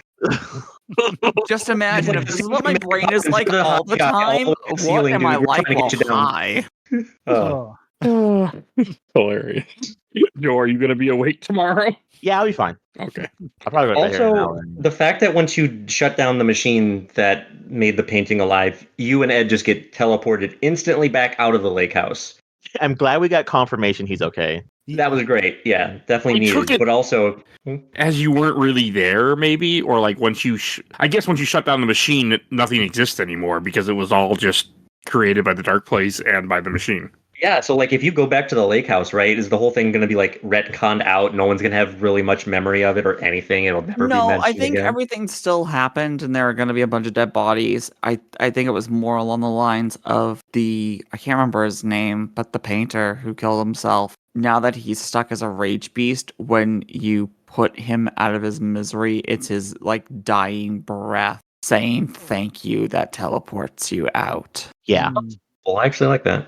Yeah, the That idea- final fight is so damn cool. Oh, it is such a pain in the ass, though. No, it Where you was thought you were yeah. going to fight two people at once and then you don't. I mean, I beat it actually without only 2 tries. I did get up and sit on my coffee table instead of my couch, and then stood in front of my TV while my wife made comments. So I had all of 3 bullets, and so the first couple of minutes of that fight was avoiding all of her attacks and opening up every single box. I think they respawned the box. I came in with like 20 some bullets. The box that fight gave you plenty of ammo even Yeah. on normal. Like it didn't. That was the one part of the DLC that was like, all right, we're gonna give you a break. I think because I said it in the Discord, that fight, or maybe it was the chat. That fight reminded me of the sheriff's fight in the main game, Oh, yeah.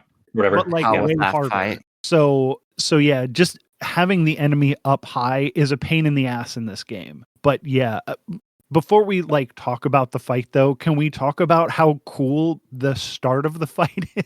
Yeah, I do like that cutscene where you see both Yeah. of them, and then she murders her husband with a rock. Yeah, you think that you're going to fight either both of them or Jules. Actually, you probably think you're going to just fight Jules because I don't think she's there until she comes up behind him and hits him upside the head with that piece of black rock and then just caves his head in. And whether By the time she's done, like the way that the shot is framed, it shows her hand like hit the ground, and then the rock falls out of it like she has no more strength. Like she hit his head with that rock until she couldn't anymore. So think wasn't about- that he was dead. It was that she couldn't do it anymore. Think about the fun implication of that, because at this point, where this black rock semi-quarry is physically with the rest Yeah, of the you're lake right. house, Let me take another hit of this blunt. these before you go. two are actively paint monsters and taken at the same time. And the fact that they are both in Legion with the Dark Presence, they're both taken. And they So are hate each other so still much to want to fight- kill each other? Yeah, like I don't think that's taken Diana killing the husband. Yeah. I think that's just the final act before she loses complete control. Is she hates her husband so much she's going to brutally murder him. Yeah. Because he's definitely like taken, but she doesn't look fucked up when she does that. That she was doing it out of hate or because she was somewhat sane enough to try and do something as a favor to us? Interesting. No, I think it hate. was just the hate. Okay. All right. Fair enough. Yeah.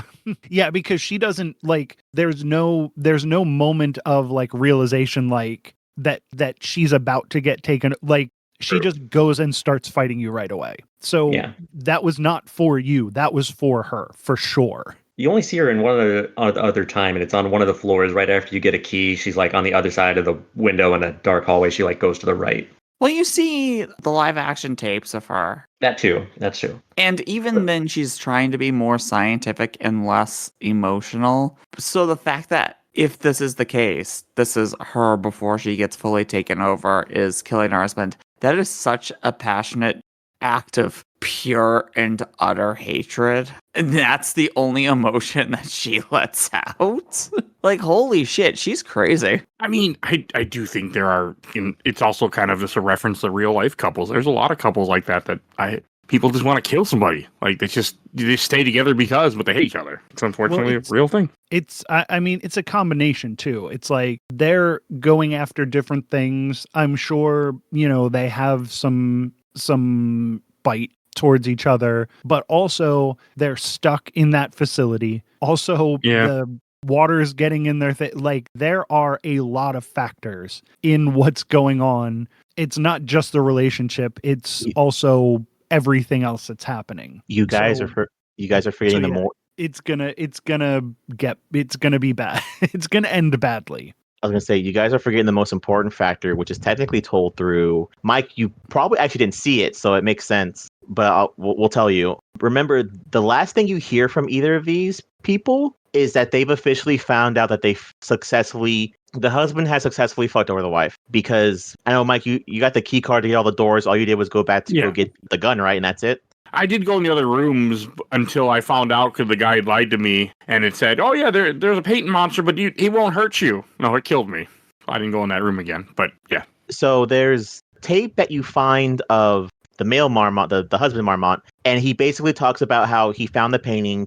He's gonna end up being the head researcher, and that he successfully fucked his wife over. To which you also find notes confirming that he does have one of the Alan Wake pages, because I think the page is confirming that the painter's either being pilled or I guess it gives him the idea. I don't really remember what it was, especially because his weed's really kicking in.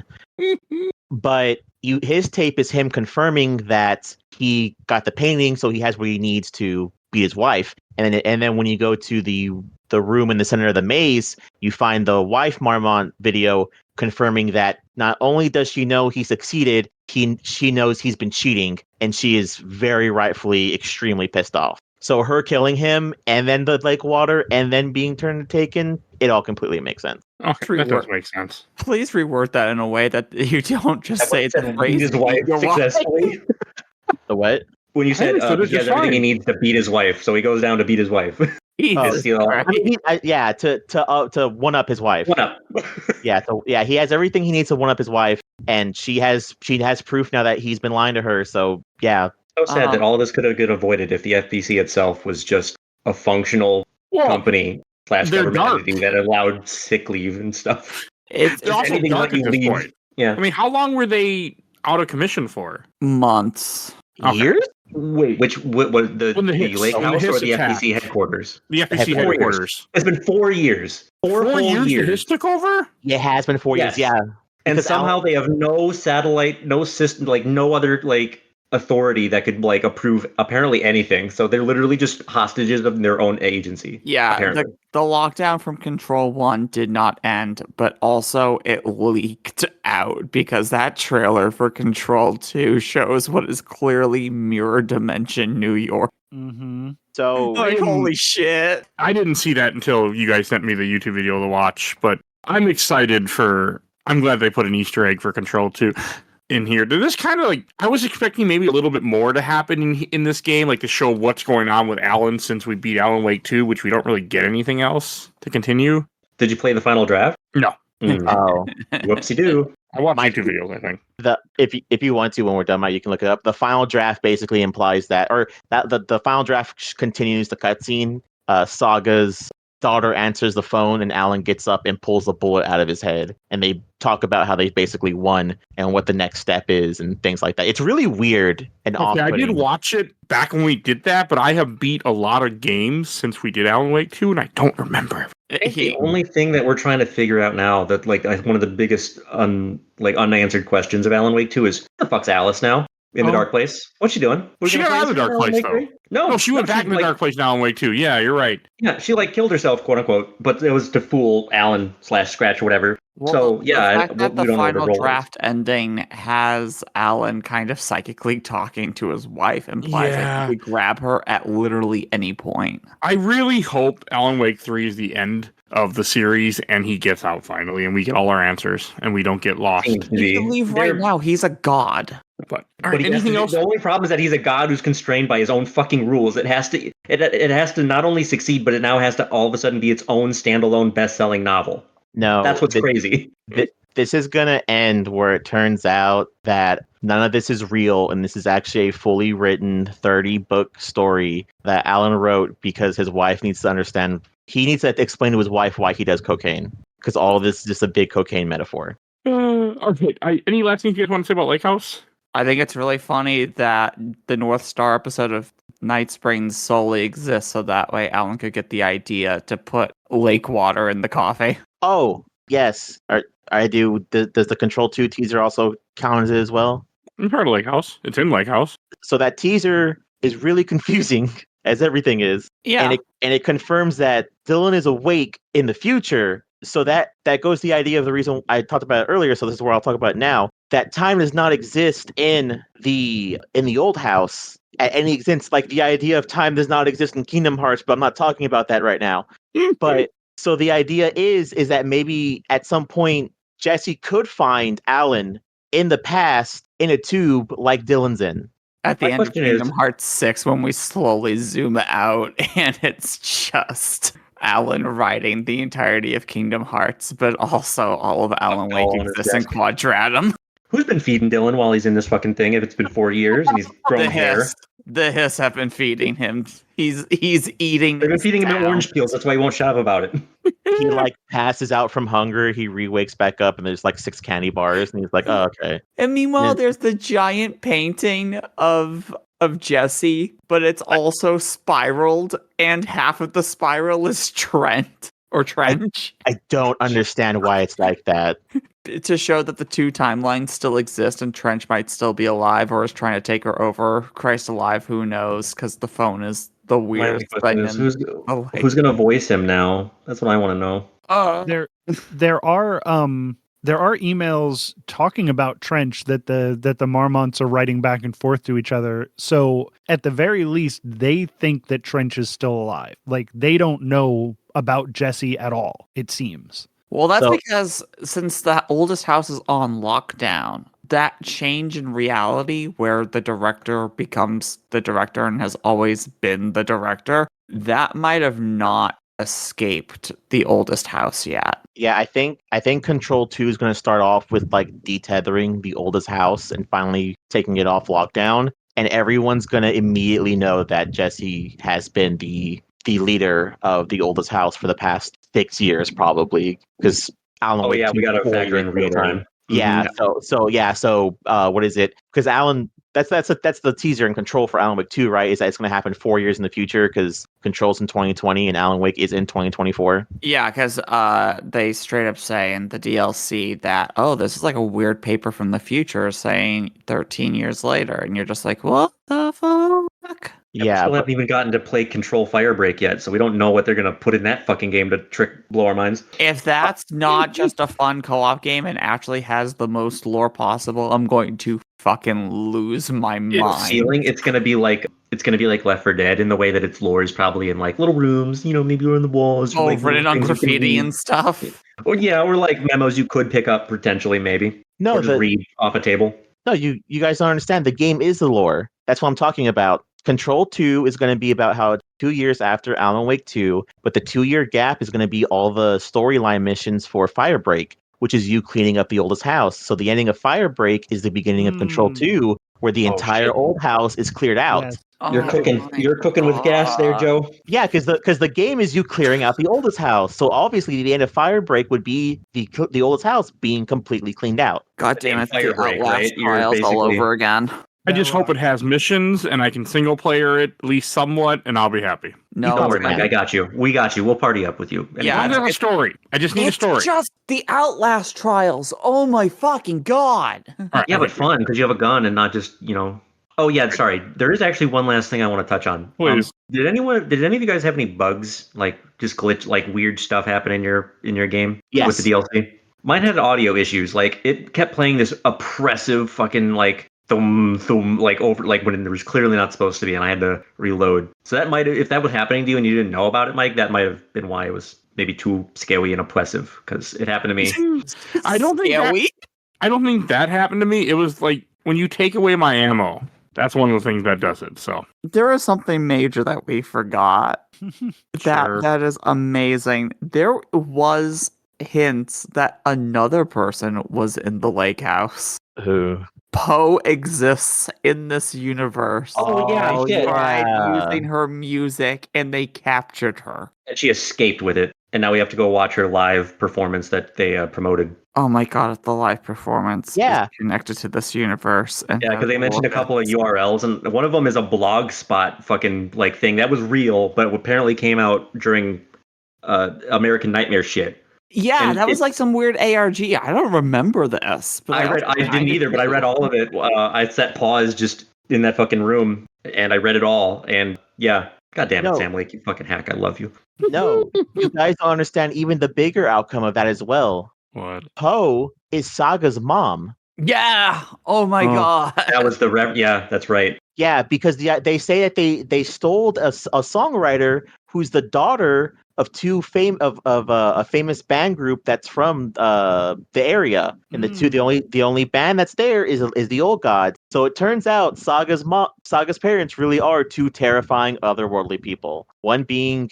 Mr. Hatch, and the other one being the daughter of Elder Gods who can control things with her voice. Good lord. So we don't know half of what Saga's capable of. Nope. No. Oof. I mean, remember, she thought her mind palace was just some Something everyone thing does. yeah, and then it turned out no, she's got a fucking pocket reality inside of her head. Like, okay, My thing is though, Saga so rocks so much. her song is called Six Deep Breaths. love that And song. Estevez is like, oh no, if you breathe 6 times, that's like a calming thing. And I thought for sure that was the like some sort of thread that would be like, oh, if I use my breaths, my breathing technique to relax, I can like escape. And I was like, oh shit, but it didn't happen. It didn't plan out that way. I just want thought it was to. weird. I'm still missing like 2 trophies for this. I haven't platinumed the game yet, sadly. So when I go back, I'm going to pay so close attention to every sound clip that is in this DLC and listen to how many times people gas or breathe heavily. Because if there are 6 deep breaths throughout the entirety of this DLC, which is something that Sam Lake would do at this point, Absolutely. Yeah, I'm going to Yeah. lose my fucking mind more than I've already lost it. So that goes into a double thing where you're technically right, Alan, because that does play into something. Because I believe whenever Estevez does 60 breaths, which you hear in the beginning of the game, she says she makes a comment to herself about something where she's like, she knows the song, but she's not sure from where, and you hear it at the end of the level, which is kind of like a thing, which I think it has to do with the callback to Control, where there's a part where Jesse talks about the Zane poem, but she's like, Zane's not a poet, he's a movie maker. Yeah. I think that's what that callback's supposed to be. Okay. Oh god. Well, speaking of Poe and music and everything, the song at the end of the Lake House DLC, which doesn't have like any rhyming convention or anything, it is just a beautiful fucking piece of music that I have on Spotify and I've played it a dozen times. It seems to be, in my opinion, Sam Lake's own like speech to his team after he completed this game. Like this is it. This is our magnum opus. You know what I mean? Or at least up to this point, his whole body of work. And it's talking about how it's like a culmination of everything. And it's like, oh god, it's just blunt smoke. This I should can't have keep grabbed doing this. edibles at some point during this too. I can't keep doing this, guys. I've lost count of how many times I've done it every 15 minutes so far, and we're 2 hours in. Which oh divide- my god. That'll be Maybe you good should times, stop, buddy. No, I still gotta go. I got one more in me. Hold on. This game was worth the 13-year gap. All right, so before we lose Joe to the darkness, I think we should go to Shelf Stacker Box. Find Joe's still alive. And I'm going to go first. So we're going to do, since it's 2 different DLCs, do a Shelf Stacker Box for each DLC. For the Night Springs, I'm going to put it on the shelf. I really enjoyed the Night Springs stuff. It was just my kind of game. It was just really, really had a good time. And I love the Timebreaker stuff. That's going to go on the shelf. Lake House, it's oppressive. I didn't enjoy any second of it. It's going in the box. Wow. I think you need to redo it and put your immortality on and put your 1-hit kills on. Wrong game. Just No, they patched it you in. can do it. You can do it. Mm-hmm. They patched it in with, I think, the first DLC. No, it was very recent. Oh, okay. Like in the last couple Well, weeks. either way, it's in there now. Okay. So Well, just go through and blast through it and soak it in. Soak in I how probably would like it better then. yes, soak in how good and creepy that place is. It was creepy as fuck. That's my other issue. I'm not. So. There's a bug though, some of the audio that might make it more oppressive than it was supposed to be. I also had a moment where a monster came out of the painting. I backed up and it sunk back in. And while it was sinking back in, I ran past it. It zoomed out and grabbed me and killed me. Like it legit Terrifying. broke its animation specifically to kill me. And I was like, that's bullshit. Even my husband was watching me. He went, that's bullshit. That sounds like a glitch, not so. Yeah, that doesn't sound right. And Alan, what about you? I'm gonna go ahead and put it. I mean, just in a totality, because all the DLC and the game I love so much that I did 100% it and platinum it. So that's gonna go right there on the shelf for me. I just really admire this type of work. It's so just weird and out there, up its own ass, but for some reason this particular ass is actually one you want to be in up. So it's just put it on the shelf. All right, Phoebe. This is a dumb question. Put this entire experience, put both DLCs, put the game, put everything on the shelf. It's perfect. Remedy can do no wrong. And Mr. Hijo. I am Hi Joe. Hi Joe. I put this on the shelf. I actually really liked it. The main thing actually I can think of too that I really love is I think the DLC is like $20 for both, right? Something like Yeah. that. I bought the deluxe version a while ago. Yeah, which honestly, Pre-ordered it. yeah, I don't care what I paid for it. It's perfect. Honestly, you can do each one in both sittings. I am glad they're both two completely different tones because technically, as Mike said, the Lake House is very much horror. I love that aspect of it. I love the aspect of course, Alan Wake. But it also the DLC has the goofiness of Control and Alan Wake that I love too. Where even though the two other episodes were kind of goofy, that middle one was completely horror. But it was okay enough to where it didn't piss me off too, because sometimes you can do bad horror. But yeah, I like both of them equally. I love that they're both one sitting and they were absolutely perfect and great price. So, and then same thing, put the whole package on the shelf. All right. And Colby. Yeah, this is a dumb question. This is I was sick when we did the Alan Wake 2 episode, so I missed out on being on it, but basically my thoughts on Alan Wake 2 is I have been playing survival horror games since the PlayStation 1, and I think that Alan Wake 2 is the best survival horror game I've ever played. I think for someone who started off not liking Alan Wake 1 the first time I played it, and even when I replayed it after I got into the Remedy stuff, not my favorite, but Alan Wake 2 is so right in my wheelhouse. This is exactly what I want to play, and to have that experience and then have the experience of what the Night Spring stuff was, and then the experience of going even further into the horror that the Lake House did, I think is such a perfect package of everything together. I'm putting this up on the shelf. Remedy can do no wrong. Sam Lake can do no wrong. Anything that they put out is going right on the shelf. Like, it's not even a question. But yeah, I think this is so good. And I even see the upgrade for this on PSN sales for like $10 all the time. So even if you don't want to pay $20 for it, put it on your wish list, and because you do want to experience it. It's so good. And even if you're horror averse or challenge averse, they patched in the immortal stuff and the, infinite ammo stuff and all of that stuff to make it as accessible as you need it to be. So play it however you want. I'm happy you know that's there now. I'm a little bummed I didn't know, but I'm happy that you guys let me know. I'm happy that you did it the way it was supposed to be. Even though you didn't like it, you got the actual experience. And I've said it before, and I'm going to say it again. You're not as bad at video games as you let on. I know. You did it. Like, the fact that you did it is proof that you can do it. So, and if Mike can do it as somebody who is horror averse, and I don't think necessarily challenge averse, but somebody who needs to get stuff done fast, and he did do it, like, you can do it. It's definitely doable. And I think if you're up for a challenge, I mean, all of these Remedy games are hard as shit if you play them the way that they make them to be played. I agree with that. About No, and I know I'm better at games than I let on. I just don't want to have to get good. I know. I just like to give you shit. Respecting your time. We get it. But they also patched in his tweed jacket and hoodie, which I appreciate very much. From the first game. Yeah, they do have the first game, and I put it on him, and I was like, no. Yeah, they made the shoulders too fucking broad, didn't they? Everything about Alan Wake 2 is so much better for me personally that even like making him look like Alan Wake 1 Alan was like, no. I don't think he looks good with longer hair in that particular outfit, to be honest. I think the shorter hair from the first game would have also been a nice touch. Yeah, but the long hair and the beard also, chef's kiss. Looks it's good in a suit and everything. Just with that particular fit, it was like, I don't know. Yeah. All right, I think we should go to plugs. And Phoebe, where can people find you at? Hi, I'm the Let's Play Princess. You can find me on YouTube and Twitch doing different LPs and challenges. You can also find me as one of the co-hosts of Nerds of Broadcast. So good. Thank you. Nerds of Broadcast is so good. All We right, might have and had Colby on as a guest You might have. and you can hear it in a few months. at the end of the year.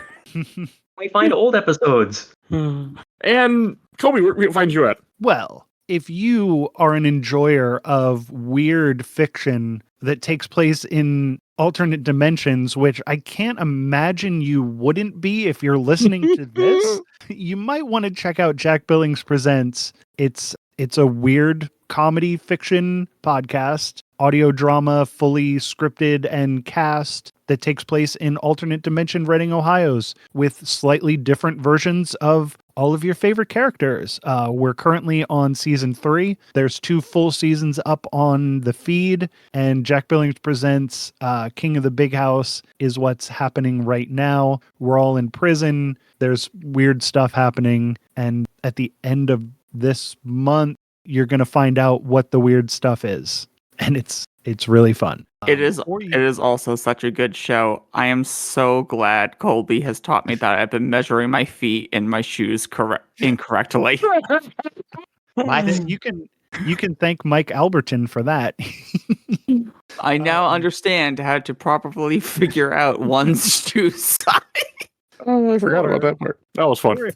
Or if you want a more traditional podcast, myself and my wonderful co-host B. Highland talk about JoJo's Bizarre Adventure in a podcast called This Bizarre Adventure. Yeah, which is a delightful show, and it's a delightful podcast about a delightful show. Where are you at now currently, Mr. Colby? We are about to get to Egypt. B had a little bit of a thing, so we've missed a couple of weeks, but we'll be back soon, and we're in Stardust Crusaders. We're on the 2nd episode of, what is that one called? The one that they're in the submarine and the stand turns into anything that's metal or mineral. Justice? Is it Justice? I want to say one of the weirder ones is Justice. Yeah, it's definitely a weird one. You are so close to the best battle in all of JoJo. The fact that I know that Dio is imminent. That is not the best battle in JoJo. It doesn't matter. I just want to see Dio again. I heart Dio so much. Yeah. I'm glad you're enjoying JoJo. I've never enjoyed a television show more than I enjoy JoJo. I'm sitting here right now. I'm wearing my Polnareff earrings. I'm looking at my JoJo's Bizarre Adventure tarot deck. I don't usually get shit for shows that I watch, but I've gotten some JoJo shit. Oh, right. And if you enjoyed this episode, if you want to hear the rest of our Remedyverse talk, you will see a link in the show notes to this episode of all the different Remedyverse stuff that we have done. If you want to support the show, we do have a Patreon for little dollar. You vote in our Patreon poll. We have 1 to 2 polls a month, so definitely go check that out. You can find we have over 750 episodes of this podcast. You can find everything we do on Podbean or wherever you get your podcasts. If you want to support the show, we do have a Patreon. So yeah, vote in that. We have Discord. Please join our Discord. Chat with us. We're always having new people join, lurk. That's how if you want to be on the show, that's how you can do it. And want to give a shout out to my awesome intro and outro courtesy of Helena at Hell Has For You. Follow her on TikTok and Instagram. And also check out Bill Tucker at A Gamer Looks at 40. And please follow us on Facebook, Instagram, Threads, Blue Sky, YouTube, TikTok, and rate and reviews wherever you get your podcast. I think that's everything I need to say. So we will see you guys all next time. Bye, everybody. Bye. Take 6. Bye.